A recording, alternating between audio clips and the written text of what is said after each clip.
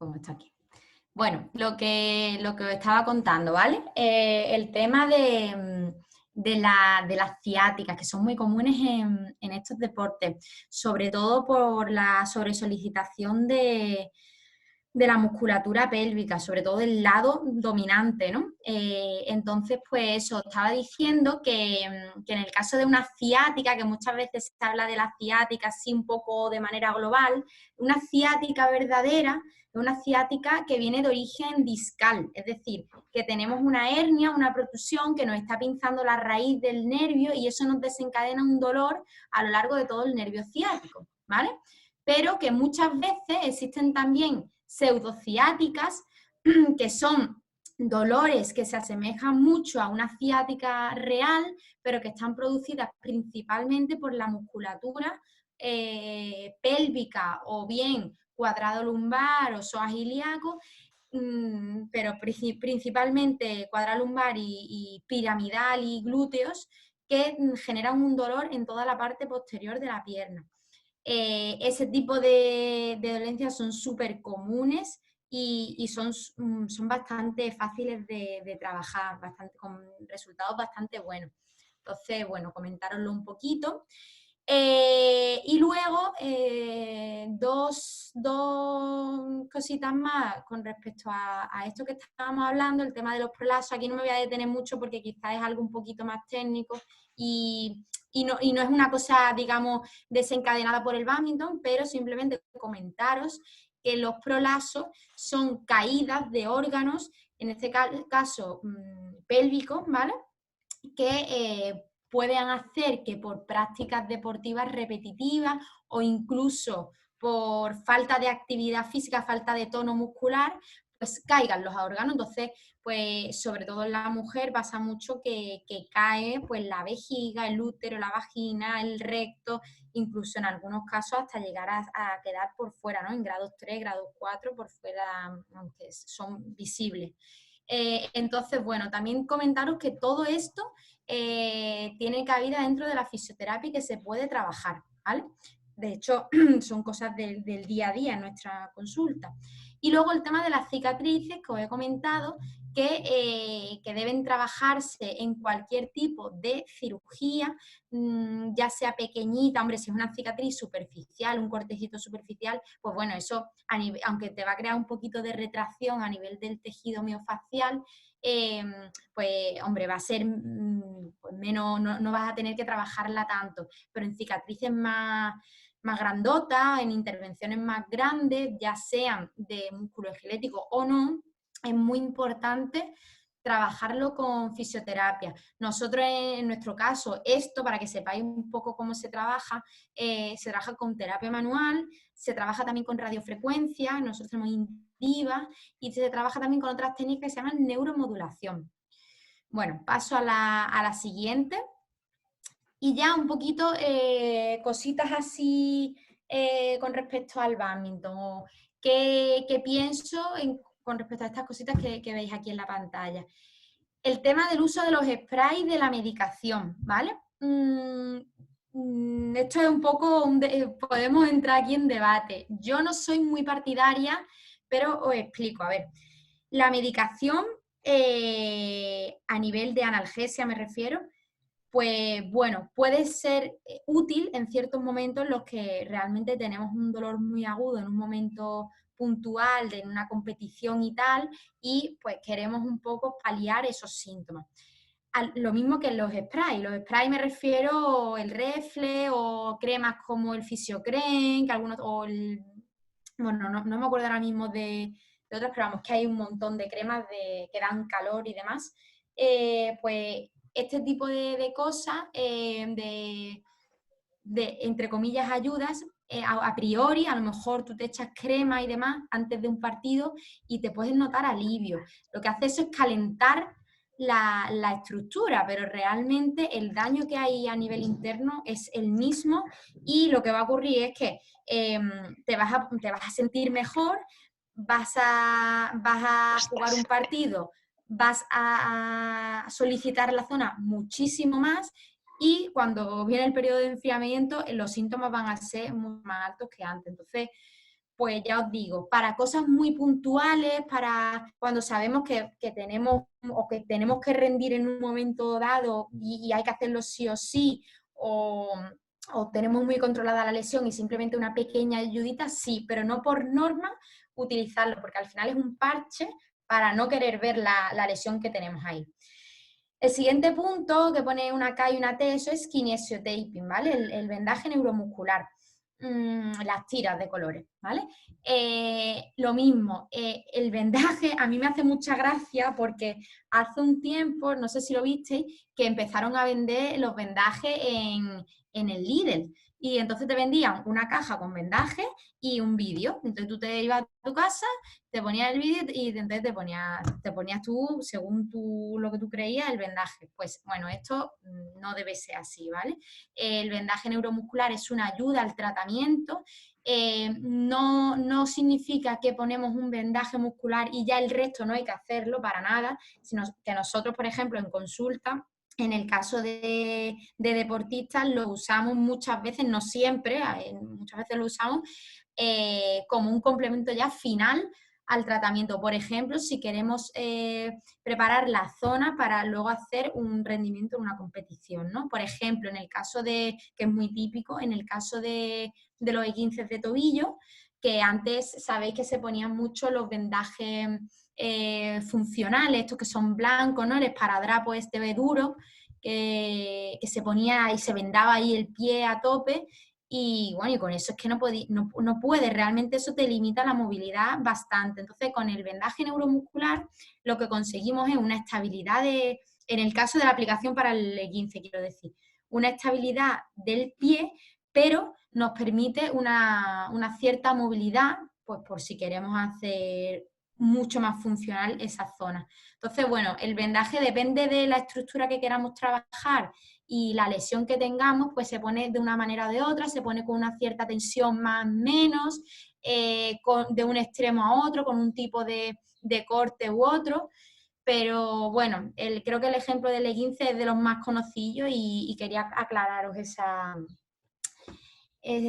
cosillas. Luego, el tema de los estiramientos. Eso también aquí entramos en un mundo bastante complejo, porque aquí también entra la parte de la preparación física y el INEF y demás, ¿no? Porque creo que es un área compartida.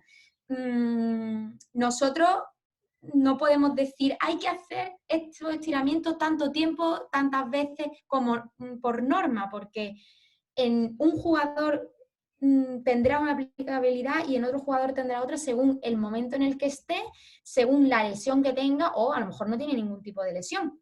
Entonces, como norma en consulta, cuando es un paciente, digamos, sin una lesión de rotura muscular o tendinosa, nosotros solemos mandar muchas veces los estiramientos largos, entre minuto y medio y 2 minutos, sin rebote, de tal manera que sea un estiramiento que no llegues al límite articular total y que poquito a poco la estructura vaya cediendo, incluso pudiera aumentar un poquito más el estiramiento.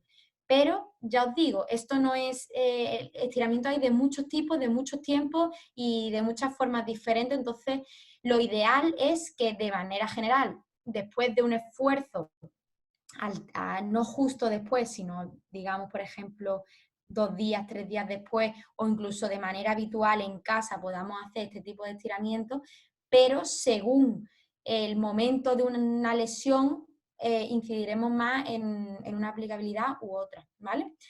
Y luego, el último punto, que me parece un detalle muy importante en el bádminton, seguramente todo el que esté aquí, que tenga ya un cierto nivel, lo va a ver como una cosa súper obvia, pero para la gente de iniciación me parece que es un detalle muy importante, que es el tema del grosor del puño de la raqueta.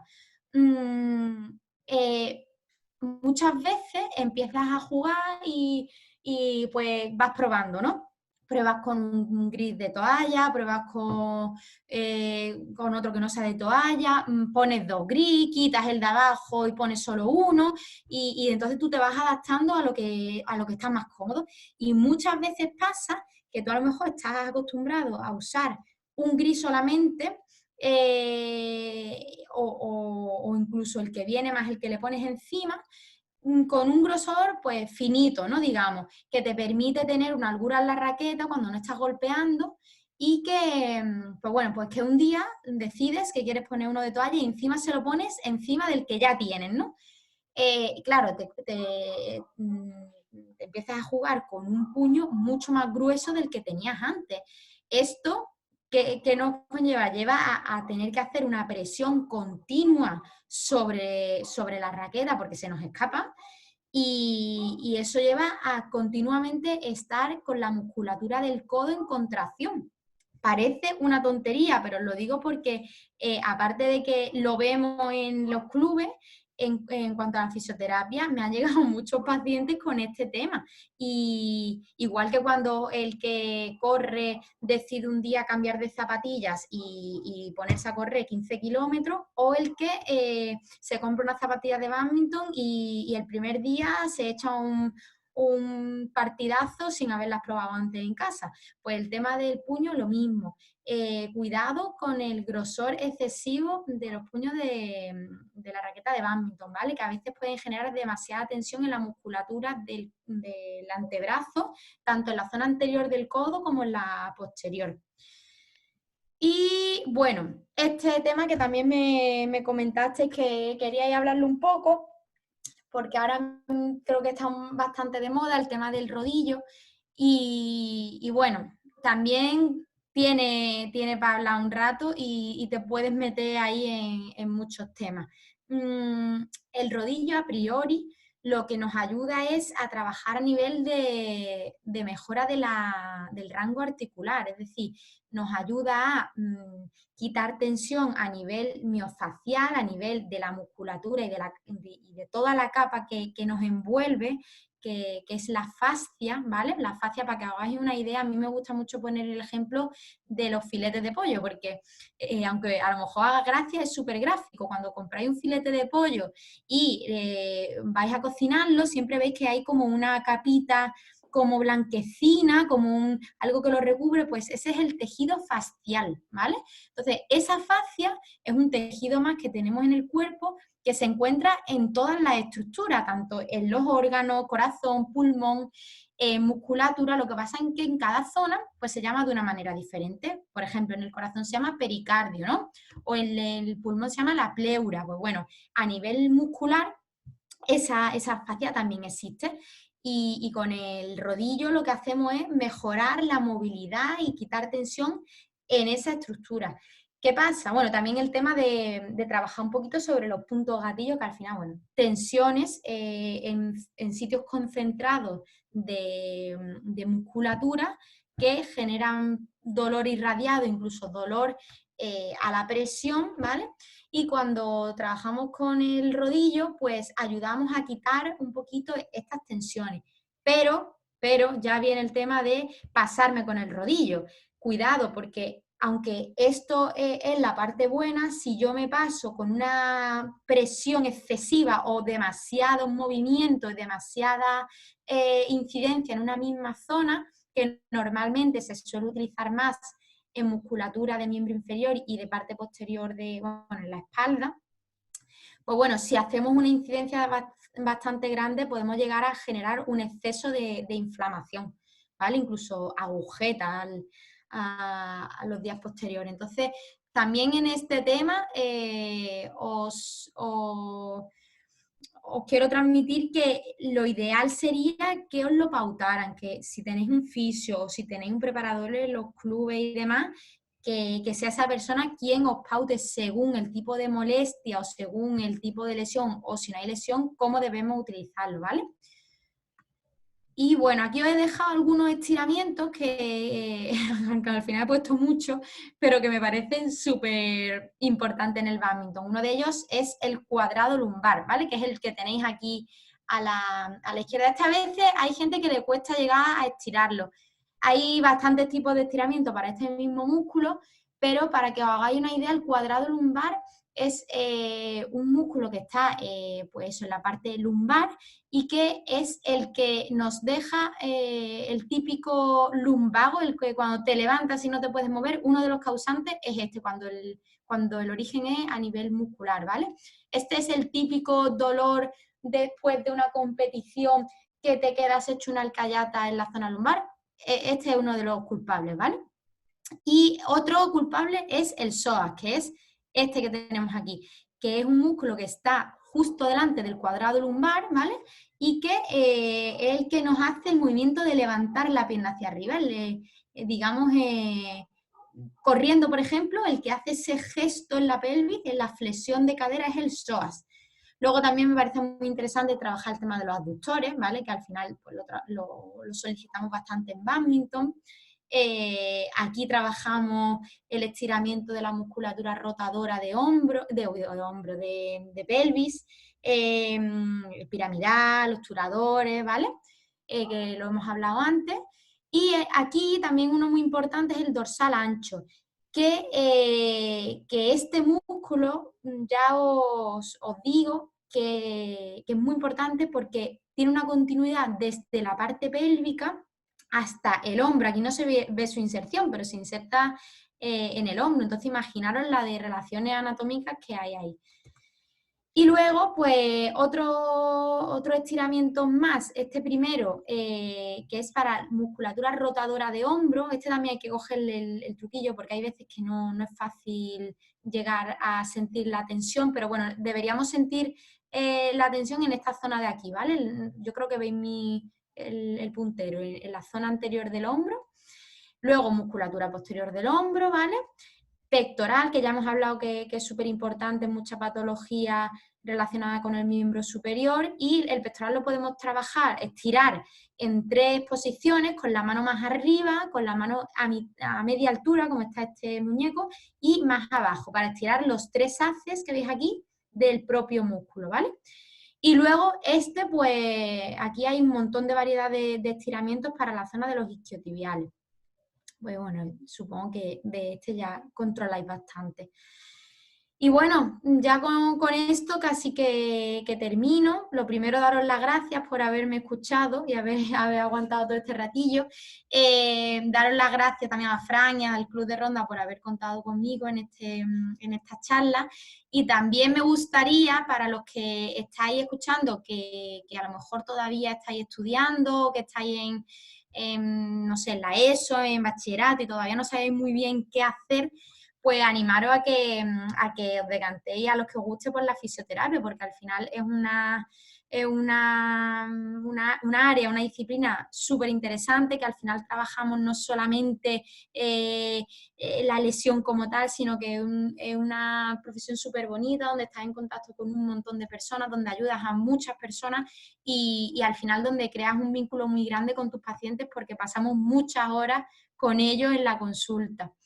Y nada, y ya por último comentaros que, bueno, esta es la dirección de mi clínica, estos son mis compis y bueno, que si necesitáis cualquier cosilla en cualquiera de las áreas que veis ahí, que os he comentado, o de diagnóstico, de tratamiento, como veis, con ecografía, neuromodulación, EPI, lo que necesitéis, pues estoy a vuestra disposición. Muchas gracias a todos. Ana, ¿hay alguna preguntilla? David tenía levantada la mano. Animaros el resto que tengáis alguna duda, aunque la charla ha sido bastante ilustrativa y, de hecho, de varias de las preguntas que yo te iba a hacer, las has respondido directamente durante tu charla. Pero bueno, seguro que hay a lo mejor alguna preguntilla que queda suelta por ahí. David. Vale. ¿Tenía la mano levantada, David? ¿O ha sido al entrar que le ha dado sin querer? No lo sé, pero en el chat deben salir o solo te salen a ti. No, aparece la mano. Me aparece la mano levantada. Vale. Ahora vale. Es que no sé cómo es. Ahora. Hola. Hola, David. Hola, ¿qué tal? Mira, yo quería preguntarte, porque últimamente estoy practicando una modalidad de yoga que se llama Yin Yoga y que va mucho al tema de la fascia, ¿vale? a lo que ha estado explicando, ¿de acuerdo? Y ahí lo asemejaban al gajo de una naranja, ¿vale? Que para que todo el mundo sepa, cuando tú partes una naranja por la mitad, lo que contiene el agua del líquido, el zumo de la naranja, eso sería, digamos, que el tejido de la fascia, ¿no? Entonces, mi pregunta es, ¿cuál es tu consejo respecto a ese tejido, digamos que tan desconocido? A ver, ¿cuál es mi consejo en cuanto a tratamiento, David, o en cuanto a...? Sí, en cuanto a conocer la fascia, a trabajarla, a sentirla, a Vale. saber si está trabajando Vale, es correctamente. que realmente cuando trabajamos cualquier estructura, estamos trabajando sobre el sistema facial, porque la fascia al final es tejido conectivo. Entonces, depende la estructura que estemos trabajando, tendón, ligamento, musculatura, hay más cantidad o menos de tejido conectivo.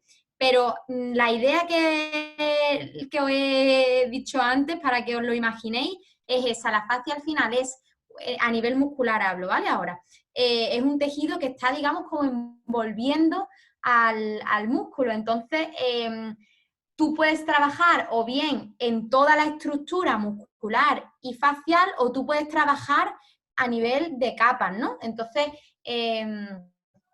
pues según el tipo de tratamiento, quieres incidir más en una parte de la estructura u otra, pero que al final siempre estás trabajando la fascia porque es parte de nuestra estructura, no es como si decimos a nivel más global, trabajas el hombro, trabajas el pie, no, es que tanto en el hombro como en el pie tenemos fascia. La fascia es digamos que es como una capa que nos envuelve, la fascia más superficial, y luego a nivel interno cada estructura de órgano también tiene su capa de fascia que le envuelve. Digamos que es todo como envolturas. No lo puedes disociar al 100% una cosa a la otra porque va de la mano. No sé si te he contestado, David. ¿David? Sí, fenomenal. Gracias. Vale. Javier, ¿Me habéis escuchado? Sí. Gracias. Gracias a ti. Javier. Javi. Buenas, ¿qué tal? Hola, Javi, ¿qué pasa? ¿Qué tal? ¿Cuánto tiempo? Sí, total.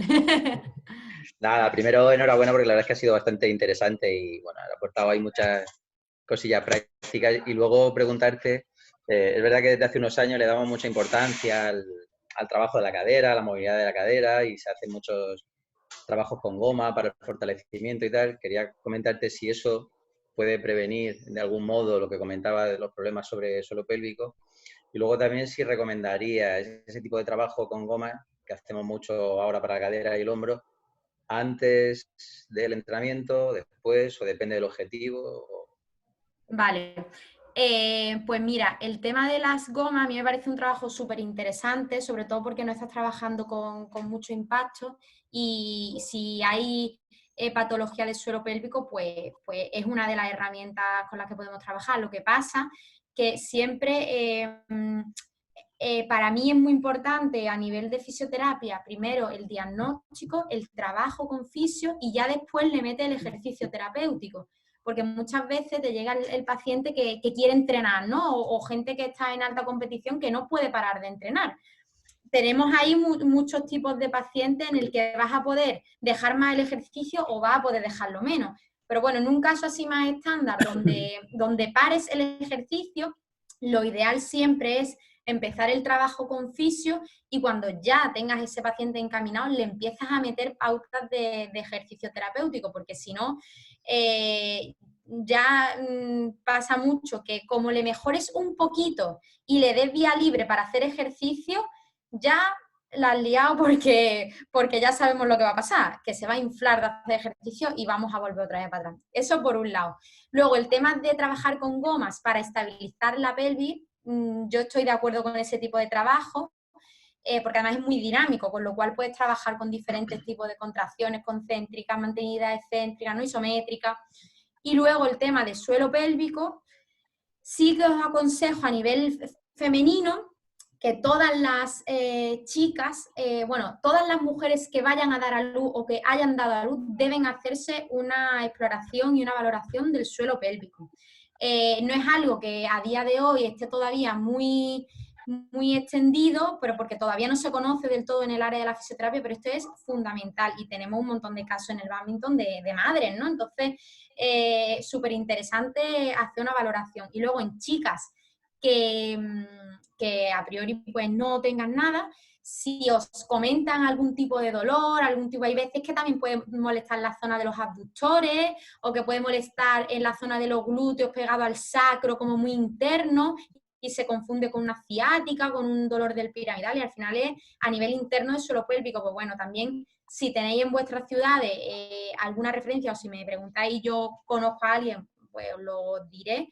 Pues siempre contempla esa zona, ¿vale? Porque no penséis que si no es de la cadera o es de la musculatura que más se ve, no va a ser otra cosa, sino que, bueno, que ya tengáis la idea de, pues a lo mejor puede ser esto. Pues mira, pues voy a decirle que vaya a tal sitio y que le hagan una valoración porque a lo mejor este dolor que tiene tan posterior o tan interno en la zona interna de la pierna, pues puede venir de suelo pélvico.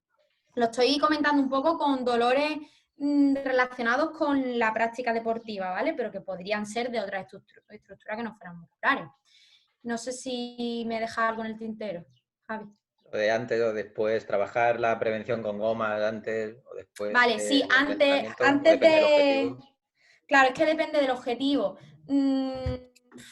Es que, claro, ahí es complicadillo decirte exactamente. Yo quizás depende del jugador o depende de la lesión, pero a mí sí me gusta, por ejemplo, en rehabilitación de hombro, ¿no?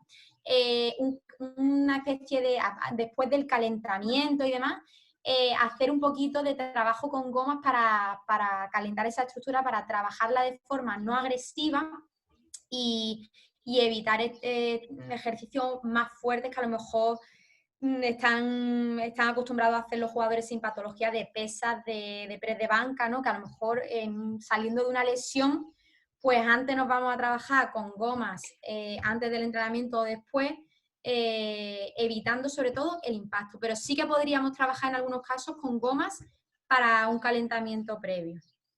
Pero ya te digo, lo dejo un poco en el aire, pero porque depende del caso, ¿sabes? Sí, claro. Muy bien. ¿Fernando? Hola, buenas, Ana. Soy Fernando de Benalmádena. Mira, yo como jugador senior siempre veo también todas estas patologías de las que has estado hablando y a mí me preocupa en especial mucho cómo trabajar el tema del tendón de Aquiles. Yo, sobre todo por las mañanas cuando me levanto después de días de entrenamiento, tengo ahí como unos pinchazos y sé que tengo que estirar el gemelo, pero muchas veces no lo veo suficiente. Entonces, por si tú podías dar alguna otra idea. Vale, pues mira, el dolor en el tendón de Aquiles es muy común. Lo ideal es hacer un diagnóstico. Frank, ¿te ha salido lo de los minutos limitados? Sí, ¿no? Sí, no hay problema. Bueno, ahora ya no hay problema. Vale.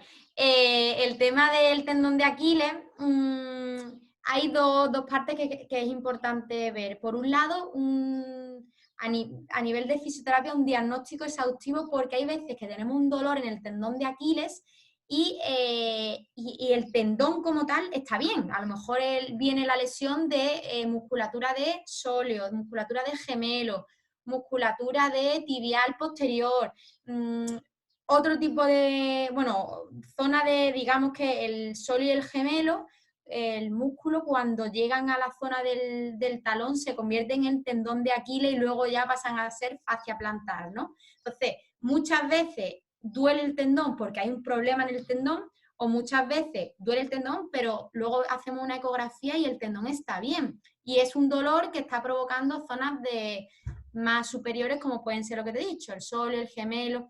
Entonces, es lo que hablaba antes, ¿no? Que al final son dolores que están ahí, que puedes hacer tu día a día, pero que a lo mejor tenemos una lesión a nivel interno ahí medio importante o luego es menos de lo que parece y con poquito tratamiento y con poquitas pautas de trabajo, de estiramiento, de potenciación muy selectiva y demás, pues lo solucionamos fácil. Pero con esto sí que me gustaría decir reiterar eso, que a lo mejor nos duele en un punto y aunque tú veas muy localizado ese punto, igual la lesión a nivel interno está ahí, o es su zona de dolor referido y viene de zonas más superiores, o bueno, hay que verlo, ¿no? Pero más que decirte, haz este ejercicio o el otro, que te podría decir, pues haz este estiramiento, tal, sin ver lo que tienes, es poco exhaustivo, ¿sabes? Poco individualizado. Lo ideal es que para tu lesión se haga el protocolo pues más individualizado. Y ya te digo, puede venir de esas zonas que te he comentado, el dolor. Te aconsejo que te lo mires y sobre todo si te lo puedes valorar con ecografía, incluyendo el resto de valoración manual, mejor que mejor. Muy bien, muchas gracias. Nada. Bien, Gustavo. ¿Ahora me escucháis? Te escuchamos Sí. entrecortado. ¿Se escucha? Se corta un poquillo, pero... Bueno. No, bueno, es que tengo mala wifi. Bueno, ¿me escuchas, no? Sí. Hola, buenas. Hola, Ana. Hola, mira, varias preguntillas rápidas. Mira, el tema de los tópicos estos de los estiramientos antes, después, si es por la mañana, si es por la noche, ¿vale? La segunda sería si qué más importante es el trabajo de estabilidad, por ejemplo, de la rodilla, por en sí el ejercicio de la estabilidad o muscularmente, porque el típico ejercicio que tú dejas caer la rodilla, todo el peso sobre la rodilla, se trabaja, pero a lo mejor muscularmente ese ejercicio no es bueno para el jugador. Y evidentemente, como no todos los entrenadores tienen un preparador físico, ni nadie cercano que le pueda aconsejar, pero sí todo el mundo, oye, haz estabilidad de rodilla, ¿vale? No sé si me capta un poco la idea, ¿no? Sí. Está claro que muchas veces hay gente que nos metemos donde no nos llaman porque no podemos llegar a mucho más, pero bueno, queremos llegar a lo máximo. Y la última rápida sería, hablando de la fascia, ¿qué opinas tú? Porque yo la practico como alumno, de la craneosacral. En el deporte a mí me va muy bien cada 2 meses, porque, bueno, recupero muchas lesiones que evidentemente son musculares, pero también son emocionales. Y evidentemente, emocionalmente ahora mismo a la gente destroza por muchos motivos. Totalmente. Gracias. Vale, bueno, voy a empezar desde lo más último, ¿vale? El tema de cráneo sacro no me quería meter ahí porque, bueno, porque también daría para hablar mucho rato y no me quiero centrar en eso.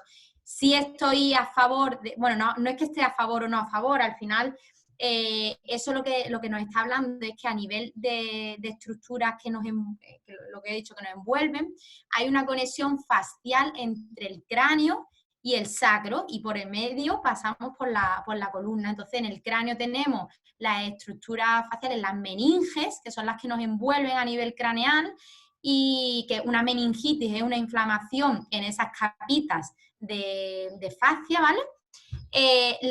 Toda la columna vertebral que está envuelta en tejido facial, como por ejemplo, pues las capas durales de la columna, y luego llegamos al sacro, que digamos que es el final de esa continuidad de la médula espinal, ¿no? Entonces, lo que tú te refieres, Gustavo, es que a nivel facial, no me quiero meter mucho, ¿vale? Pero a nivel facial hay una conexión entre cráneo y sacro, que ambas cosas con movimientos faciales que son mínimos, que además si te han tratado así lo habrás notado que son movimientos que a nivel, si tú ves desde fuera en un tratamiento no se ven grandes movimientos, pero luego a nivel interno sí que notas muchos cambios. Pues eso debe estar en sincronía, el movimiento del cráneo con el sacro, y muchas veces ocurre una sincronía cráneo-sacral, por ejemplo, con una simple lesión de un latigazo cervical, con un white plus, cuando tenemos un accidente de coche tonto, que hacemos un mecanismo de flexión y extensión del cuello repetitivo y se crea un sincronismo cráneo-sacro. Pero bueno, en definitiva es que estas dos estructuras están conectadas mediante el sistema facial y que para que trabajen lo más correcta posible deben tener un movimiento equilibrado entre una y otra. Entonces, sí estoy de acuerdo, bueno, yo trabajo con miofacial y estoy a favor de este tipo de terapias siempre que se hagan de manera controlada y con una persona que esté formada en ello. Luego, el tema de los estiramientos, A mí personalmente, ya esto es cosa mía, ¿vale? A mí me gusta más estirar después de la práctica deportiva. Si el estiramiento lo hago antes, lo hago de tal manera que se hace un buen calentamiento y luego, como pequeños estiramientos de máximo unos 15 segunditos, se pueden meter algunos, pero lo más idóneo no es un gran calentamiento y estiramientos largos. Eso vendría mejor después de la práctica deportiva, ¿vale? Pero con los matices que ya os he dicho antes, según en qué momento nos encontremos después de la práctica, si es más reciente, si es menos. Por ejemplo, si acabas de terminar un partido, no te vas a poner a hacer un estiramiento al límite articular, porque al final vas a poder crear, se ha visto en algún caso, de alguna pequeña roturilla muscular, porque el músculo está tan hipertrofiado y tiene tanta tensión que quieres estirarlo tanto, que al final puedes crear una pequeña roturilla. Entonces, con esos pequeños matices, a mí personalmente los estiramientos más largos de minuto y medio, 2 minutos, me gusta hacerlos después del ejercicio. ¿Cuánto tiempo después, Ana?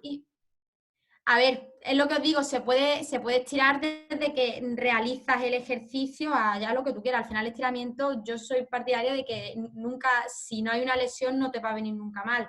Pero eso, si lo haces justo después y lo haces mantenido sin rebote, no hacer estiramientos de llegar al límite articular. Sobre todo, además, en bádminton, cuando se hacen campeonatos en los que juegas tantos partidos seguidos. Entonces, llevar un músculo al límite articular y a la media hora te pones a jugar otro partido donde al final hay una hipertrofia bastante grande, una tensión ahí excesiva y luego otra vez lo quieres llevar al límite, pues ahí lo evitaríamos. Después de un entrenamiento, que es un entrenamiento seguido, son 2 horas, 3 horas de entrenamiento, ¿qué tiempo dejas aconsejado desde que terminas hasta empezar el estiramiento? Lo puedes hacer justo después, pero eso, si lo haces justo después y has tenido una carga de entrenamiento alta, por ejemplo, si vas a estirar isquio y has tenido un entrenamiento de fuerza o de miembro inferior bastante intenso, no haríamos o no soy partidaria de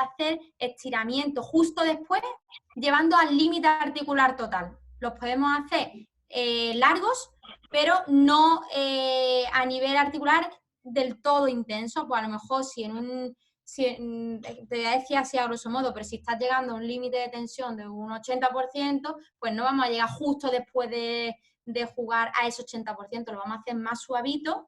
Y si queremos luego al día siguiente, si no vamos a entrenar, hacer ya estiramiento intentando ampliar ese límite articular, pues ahí ya sí le meteríamos un poquito más de tensión, ¿vale? Y luego, Gustavo, creo que me has preguntado algo más, ¿no? Era lo de la rodilla. Sí, lo de la rodilla. Vale, por un lado, el tema de la propiocepción, que yo creo que te refieres a eso, ¿no? A los de dejarte caer, por ejemplo, uno de ellos, el dejarte caer, intentar mantener el equilibrio. Esos ejercicios vienen muy bien en bádminton y sobre todo nosotros lo mandamos mucho después de lesiones, por ejemplo, de 15. Se trabaja mucho con la propiocepción. Una cosa es la propiocepción, que lo que hace es que tú seas capaz de mantener el equilibrio de tu cuerpo, por así decirlo, ¿no? Ser capaz de, ante una inestabilidad, mantener esa estructura anatómica estable, que lo puedes trabajar en el suelo normal, lo puedes trabajar con planos inestables, con los ojos cerrados, con pelota, hay infinidad de ejercicios de propiocepción. Y luego aparte es la potenciación muscular. Puedes trabajar las dos cosas, o sea, no tienes por qué trabajar una y la otra, ¿no? Siempre que el tejido esté sano, no son excluyentes, no por trabajar una la otra ya no vale. No sé si esa era la duda de si trabajar las dos o no. Perfecto. La propiocepción viene muy bien en el bádminton porque al final es un deporte que no es cíclico, como el ciclismo, que al final estás todo el rato pum, pum, pum, pum, pum. El bádminton no, se basa en desequilibrios constantes. Entonces, la propiocepción es muy importante, por eso pasa muchas veces que si no hay un buen tratamiento, hay mucho ejercicio. ¿Me escucháis? Sí. Sí, ¿no? Sí, vale, sí. Vale, que pensaba que se había ido. Que pasa muchas veces que después de un E15 de tobillo recae el paciente otra vez y gente que lo habréis visto, algunos jugadores que se hacen esguinces de tobillo muy continuamente. Eso puede ser porque no se ha trabajado correctamente a nivel de fisioterapia y luego la parte de otra vez introducirte en el ejercicio, que uno de los ejercicios que se utilizan son los de propiocepción, pues tampoco se realizan. Entonces el paciente o el jugador, en cuanto se ve en una posición de inestabilidad, ¡pum!, se eleva la articulación y otra vez se produce el mecanismo lesional. Vale, perfecto. Bueno, gracias. Y sobre todo, gracias por tu tiempo. Nada, vosotros. Irene, tenía la mano levantada. Irene. Sí, que yo te quería preguntar que con el tema de la cuarentena, como no podemos ir al fisio y eso tampoco, que si tú recomiendas el tema de automasaje y eso, si te contracturas entrenando o algo así.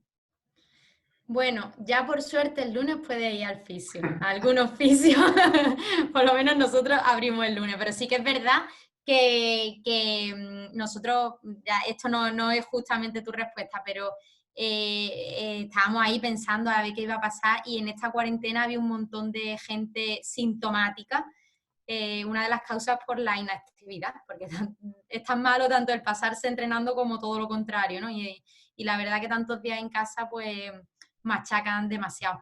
En cuanto a ejercicios de automasaje, bueno, sí, puedes trabajar un poquito, pues eso, a mí me gusta mucho trabajar con estiramiento, movilidad articular, ejercicios, pues eso, de propiocepción, o ejercicios, si tienes tú el rodillo en este caso y quieres trabajar un poquito de automasaje con el rodillo, lo puedes trabajar sin llegar a generar edema, sin llegar a que produzca dolor, de manera suave. Sí, puedes trabajar, no hay ningún problema.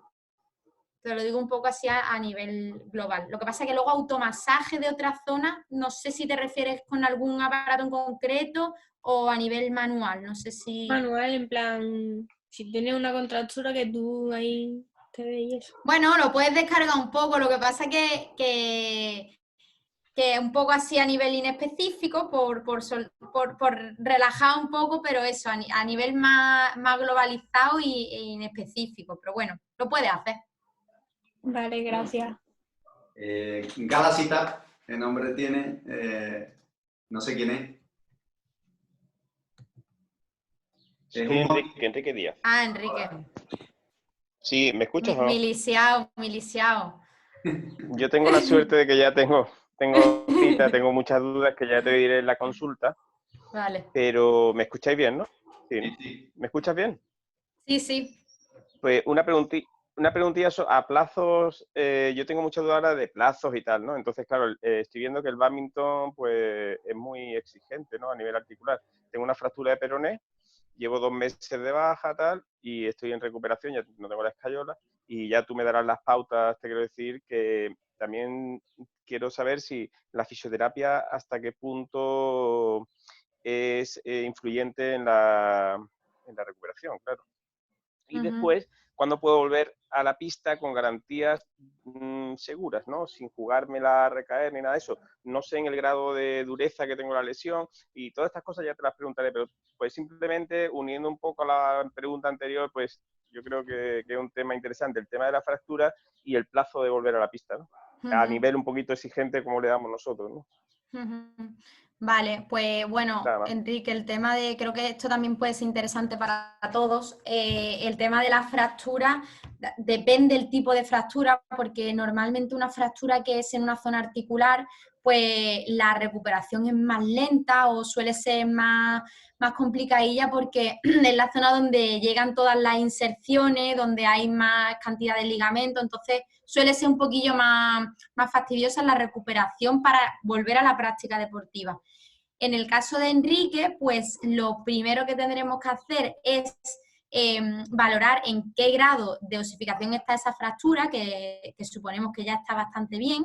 Se hará una valoración de todas las estructuras que tienen que ver, porque aunque sea una fractura que pensemos, bueno, pero es que el hueso no tiene nada que ver, pues sí, porque todas las estructuras que están alrededor de ese hueso, de musculatura, de ligamento, además de tanto tiempo después de una inmovilización, hay que trabajar ese tejido blando y cuando ya sepamos que, primero, que el hueso está correctamente y que podemos trabajar sobre ello, primero se hará una normalización de las estructuras de tejido blando, una mejora de la amplitud articular, que esto pasa mucho en fracturas o en tiempos de inmovilización largos, que al final las amplitudes articulares se ven afectadas. Y luego, ya en la última fase, es cuando se mete el ejercicio terapéutico. Entonces, en el caso de Enrique, que es una lesión gorda y que lleva mucho tiempo, se empezará a hacer ejercicio terapéutico en consulta, luego se empiezan a meter ejercicios para casa, y ya poco a poco hacemos una vuelta al trabajo, en este caso del bádminton, paulatino. No va a ser un cambio de te estás tratando, vuelves a hacer ejercicio y ya puedes hacer bádminton. No, primero tienes que adaptar esa estructura a todo tu cuerpo, y una de las cosas que se tendrán que trabajar es la propiocepción, como le decía Gustavo, aquí es súper importante, porque tú ahora mismo tu pie es como que va con otro, ¿no? Esa estabilidad, esos reflejos, eso todavía no está sentado. Entonces, primero trabajar ejercicio terapéutico en consulta, mandar tareas para casa y poquito a poco meter trabajo de bádminton hasta ya llegar a una normalización. Es como ir soltándote poco a poco hasta que ya te dejo que te vayas. Paciencia a tope. Paciencia, sí. Muy bien. Yo tengo un par de preguntillas. Por un lado, estiramientos con ayuda. ¿Cuándo lo recomiendas? ¿De qué tipo y de qué forma también? Y por otro lado, si hacemos entrenamiento con jugadores en lo que estamos metiendo cargas o resistencia, chalecos lastrados, estamos haciendo desplazamientos con algún tipo de pesa, si durante esa sesión, cuando terminemos, hacer alguna parte del estiramiento específica por haber trabajado eso, por haber trabajado con más carga. ¿Específica qué te refieres? ¿De zonas? ¿De musculatura específica? No, más que de musculatura, si ahí nos interesa mezclar en los estiramientos eso, pues algún tipo de foam, de las bolas, para hacer más descarga, llegado el momento. No lo sé.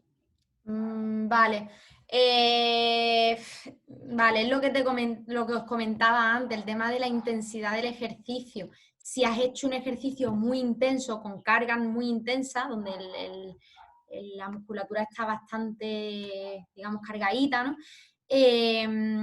No soy partidaria de meter ahí en ese momento rodillo o algún otra estructura para que nos complemente los estiramientos, porque al final puedes llegar a irritar más esa zona por hacer una presión excesiva, ¿vale? Entonces, haría un estiramiento igual que si hubieras trabajado con otro tipo de entrenamiento, y el tema de que lo hagas asistido o no, o sea, o que tengas ayuda externa, pienso que te refieres que otro compañero te estire, ¿no? Vale. En realidad, esto ayuda, pero hay veces que podemos llegar a conseguir los mismos efectos con otra persona a que lo hagamos nosotros mismos. Lo que pasa es que hay alguna musculatura que a lo mejor nos va a costar más. Por ejemplo, pues el típico ejercicio de sentado, abrir las piernas y echarte hacia adelante y que otro compañero te empuje en espalda, ¿no? Podemos hacerlo, pero siempre le diremos al compañero que no vamos a querer llegar a ese límite articular si hemos hecho una sesión de bastante intensidad. O sea, estamos en las mismas, es igual, lo que pasa es que no vamos a buscar ese límite articular justo después de un entrenamiento de mucha carga o de un partido de mucha carga. Justo después digo, ¿vale? Vale. Y bueno, y con el tema de los chalecos y demás, el tipo de estiramiento al final es igual, o sea, puedes hacer el mismo tipo de estiramiento, pero con el detalle ese de no meter las ayudas externas o de mucha presión en algunas estructuras. Por ejemplo, mucha gente usa el tema de las pelotas estas en la zona del glúteo y demás, ¿no? Pues eso, si tú lo haces de manera suave, pues a lo mejor te puede llegar a relajar, pero hay gente que dice, es que yo me aprieto y me alivia.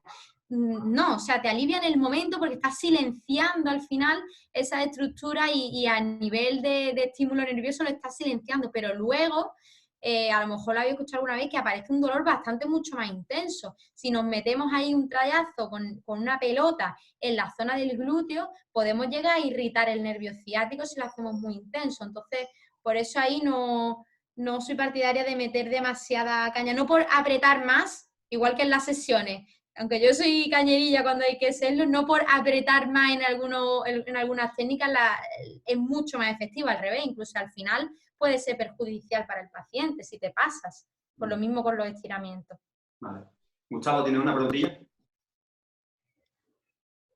Gustavo. Sí, nada, bueno, un poco referente como muchos otros entrenadores, yo también trabajo con mucha gente menos joven, ¿vale? Entonces, senior. Pues bueno, no sé, algún consejo, porque evidentemente los veteranos somos incorregibles, somos peores que los jóvenes. Pues bueno, al final entrenamos al mismo ritmo o más que la gente joven. Y entonces, bueno, pues yo cada vez que estoy en esas competiciones me da un miedo de las lesiones. Gracias a Dios vamos saliendo como ilesos, pero a mí me da un miedo de todos los veteranos, ya realmente gente con grado, ¿no? Grado de madurez de años, estamos hablando de 50, 60, y que, bueno, indistintamente de que nuestra competición aquí en España está un poco mal educada en su organización, porque somos capaces de jugar, yo he jugado 9 partidos en un día, pues con una máxima exigencia, pues imaginaros una persona, pues bueno, pues como tus padres, por ejemplo, ¿no? Que son gente pues que se meten también 8 o 9 partidos, bueno, incluso con la locura esta de las 3 modalidades, que eso ya es otra locura madre. Pero bueno, entonces, bueno, por darnos un poquillo un consejo, porque por mucho que yo le digo, no juguéis más, para estirar, ni calientan, en fin, no sé, un poquillo... El tema de los veteranos creo que es complicado, porque es verdad eso, que aunque en categoría inferior el ritmo de juego es grande también, un veterano que juegue 10 partidos en un día es que es una locura. Yo tampoco estoy muy a favor de eso, pero claro, es que también soy mucho y habría que darle una vuelta al diseño, pero bueno, eso ya no va conmigo. Pero, a ver, yo por ejemplo, es que para mí, yo sé que hay gente que todavía no está metida mucho en esta filosofía, pero para mí la fisioterapia es fundamental como mantenimiento. Una persona deportista, veterano, debería tratarse. Yo tengo compañeros, jugadores, amigos vuestros, que vienen a tratarse y algunos de ellos semanalmente, incluso una vez al mes, o depende ya la persona, sus posibilidades o lo que sea, ¿no? Pero bajo mi punto de vista, con una fisioterapia de calidad, personalizada, que nosotros trabajamos, no te ponemos, bueno, no te dejamos ahí, te ponemos 4 cosas y tenemos varios pacientes a la vez, sino que nuestras sesiones son pues personalizadas, ¿no? Eso a nivel de mantenimiento para el paciente y mantenimiento para el deportista, y luego cuando al final se lo dice una persona que está fuera del circulillo, ¿no? de los jugadores, a lo mejor hace un poquito más de caso en cierto tipo de pauta.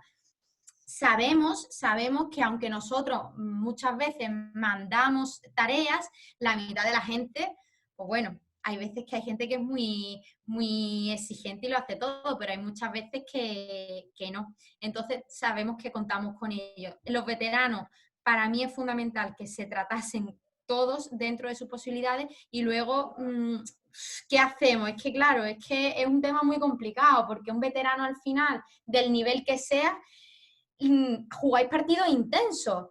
En los que lleváis más tiempo jugando, la técnica es mejor, con lo cual a ese nivel a lo mejor tenéis menos lesiones, pero el que no tiene técnica y juega, pues yo qué sé, a lo mejor empieza a jugar con 50 años y quiere jugar la misma intensidad, ahí es donde vienen muchas lesiones de las que hemos hablado antes.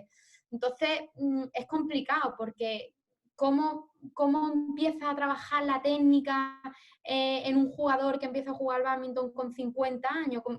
Creo, ¿no? No sé, son limitaciones, pienso.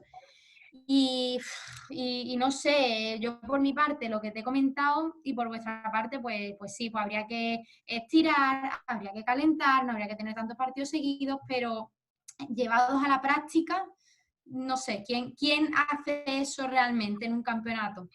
porque al final en bádminton también la parte lúdica está ahí, en los veteranos, ¿no? Que también es importante, oye, que no solamente es jugar, pienso yo.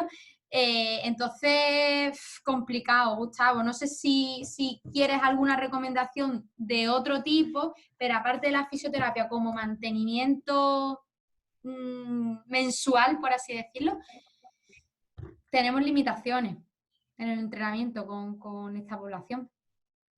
Sí. Bueno, no te preocupes, si casi todos tenemos un bono ya con el fisio. O sea que antes de ir a un campeonato, antes de cogernos el hotel, ya estamos cogiendo la cita del post-campeonato. O sea que Claro. ya está. Y lo Pero del sobre único, todo que no precisamente, sea que no sea ir a la cita para una descarga, es lo que te quiero transmitir. Es decir, que una descarga a nivel muscular es una parte del tratamiento, pero a lo mejor en ese tipo de pacientes podemos hacer una readaptación un poquito de más calidad, incidiendo en cierto tipo de golpeo, incidiendo poniendo en la consulta en práctica los gestos donde se reproducen el dolor, ir más allá. Por eso decía lo del mantenimiento. Claro, al final si te tratas en los momentos puntuales, quieres una descarga y ya está, y se me olvida el tema, pero vamos más allá para trabajar desde el origen de todas esas molestias. Muy bien, gracias. Si hay alguien más que quiera preguntar, si no, pues ya no vamos a abusar mucho más de Ana, que llevamos casi hora y media larga. ¿Alguien más que tenga alguna duda? Bueno, pues os comparto pantalla antes de terminar para explicarosla un poquito, daros la siguiente charla. La tendremos mañana a las 6, igual que normalmente. Va a ser copy, como lo conocéis todos, y nos va a hablar un poquito, bueno, nos hablará de muchas cosas. De primera tenemos el guión de recorrido, que nos hable sobre su recorrido como entrenador de un club con una estructura muy definida y con una filosofía también muy definida, la evolución que ha tenido su propio club desde hace varios años hasta ahora, también la evolución de los entrenamientos y, al fin y al cabo, nos va a comentar pues cómo ve el bádminton en la actualidad, sobre también cómo ha sido anteriormente. Ana, muchas gracias. Ha sido una charla bastante interesante. Te agradecemos desde nuestro club pues que hayas colaborado de esta forma y además también. Y en el caso en el que podamos concretar esta masterclass de sesión grupal o mesa redonda, pues te invitaremos lógicamente para que también estés con nosotros. Vale, muchas gracias por haberme dejado participar en esto. Y, hombre, yo sé que a lo mejor ha sido difícil meter todo lo que yo quería o lo que se podría haber dicho en un tiempo tan reducido y con gente de muchas edades y muchas formaciones diferentes, pero bueno, por lo menos que hayáis quedado con cositas clave en cuanto a mi área y que ya estéis, si necesitáis cualquier cosa, duda o lo que sea, pues que aquí estoy. Se han aclarado muchos conceptos, así que ha estado muy bien. Ya por último, si quieres pasarme alguna documentación, por ejemplo, alguna ficha, como por ejemplo me ha pasado María Martínez ayer, yo mañana, durante la charla de mañana, en el chat los paso, además de algo que tengas personal, pues algo de internet si quieres o cualquier tipo de... Vale, perfecto, estupendo, lo miro, ¿vale? Perfecto, muchas gracias a todos y nos vemos mañana. Venga, muchas gracias a todos. Luego. Chao. Chao. Gracias, hasta luego.